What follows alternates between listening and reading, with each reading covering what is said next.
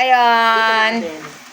May bisita ako ngayon dito. Isa din siyang vlogger with 6,000 followers ko na ba?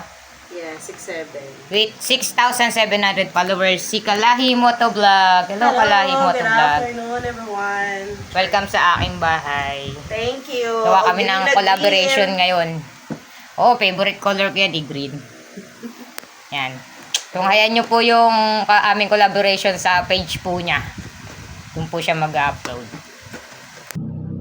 Can we go back to... Paano pag naka-ano? Set up pa siya ng aming... Di pa ako patay niya, pero may tarpaulin na ako. Sakto. Talaga. Napakalaki niya, pero Ang alam mo ba plastic. yun? Uy, hindi. Ay, di ba? Hindi. Nananakit. Masyadong malaki, pero yung lakas ng loob niya napakalaki. 4'9 naman ako ah. 4'9. Sayang guys. 2 beses pa lang ngayon, pero para sa akin, kaibigan ko na kasi siya. Yes. Diba? Plastic. Joke Baliw, lang. hindi. Oh, Pero tao na ba si palagpas ako Pepe nun. Bagsik? Magte-35 na ako this coming March. Ay. Pwede niyo pa ako regaluhan ng Insta360. Ay. Marami kong sakit! Bibigyan ko po kayo. Bakit? Kung gusto niyo po ng Ano sakit, ba? tumingin lang po kayo sa akin. So, ito po yung rason kung bakit ganun yung pag-iisip ko. Una sa lahat naman tayo, may kanya-kanya tayong pinagdadaanan. May kanya-kanya tayong problema. Para sa akin kasi, kung may problema ako, gusto ko, sa akin na lang, solusyonan ko mag-isa kasi minsan hindi natin alam na yung hihingaan pala natin ng tulong ay mas problemado pa kaysa sa atin. Tama.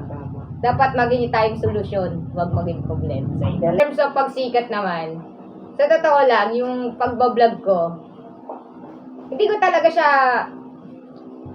kumbaga, hindi ko siya pinupush talaga.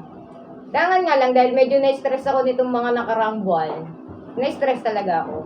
Basta may pinagdaanan ako sa buhay ko na hindi ko na lang po ikwento. Yun yung naging way ko to express myself. Okay. Kumbaga, dahil hindi ako masyadong nakakabay kasi bagong opera nga ako.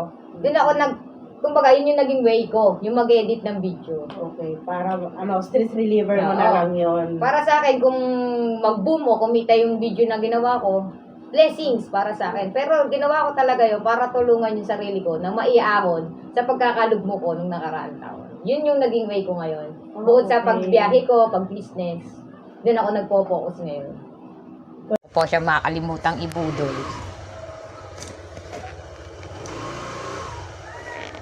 Hey. Muntikan pa kita makakalimutan. 100! Buro talaga to. Siyempre, ganun talaga. Business is business. Tayong Hey! Hindi ka ko pa makalimutan, matatakasan mo pa ako, ah.